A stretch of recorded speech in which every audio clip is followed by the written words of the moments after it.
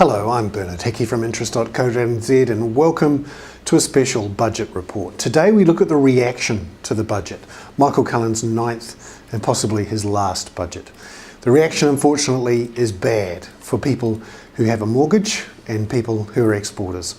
This, according to the market, is an inflationary budget that would delay interest rate cuts until September or December at the earliest.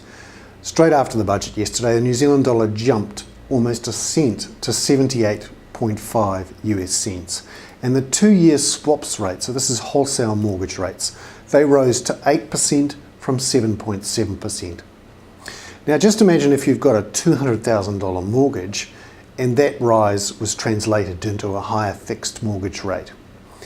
That means that if you've got $200,000 mortgage, that's an extra $10 a week in interest payments that you'll make. And remember, the budget was designed to give you an extra $16 a week for those people earning between $40,000 a year and $60,000 a year from October 1. So the government will give you $16 a week on one hand, and higher interest rates will cost you $10 a week on the other hand. That $6 a week difference, that'll pay for 3 litres of regular petrol. So Budget 2008 essentially wiped out the budget surplus that had been built up over the last 7 or 8 years in one fell swoop. Over 4 years, the budget will pump $10.7 billion worth of tax cuts into the economy and an extra $8.2 billion in spending over 4 years. That's a fiscal stimulus of 2.3% of GDP. To get an idea of how big this problem in increased government spending is, it's good to have a look at the Treasury spreadsheets, and you can find them on the Treasury's website, treasury.gov.nz. Have a look for yourself. Frankly, it's scary. You have a look at expenses plus capital expenditure, so that's building new hospitals and roads and schools.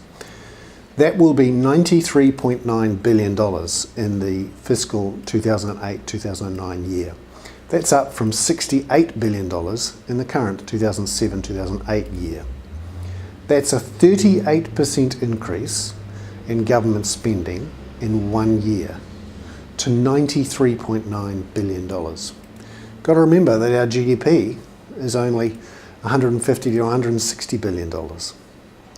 And we still have an inflation problem.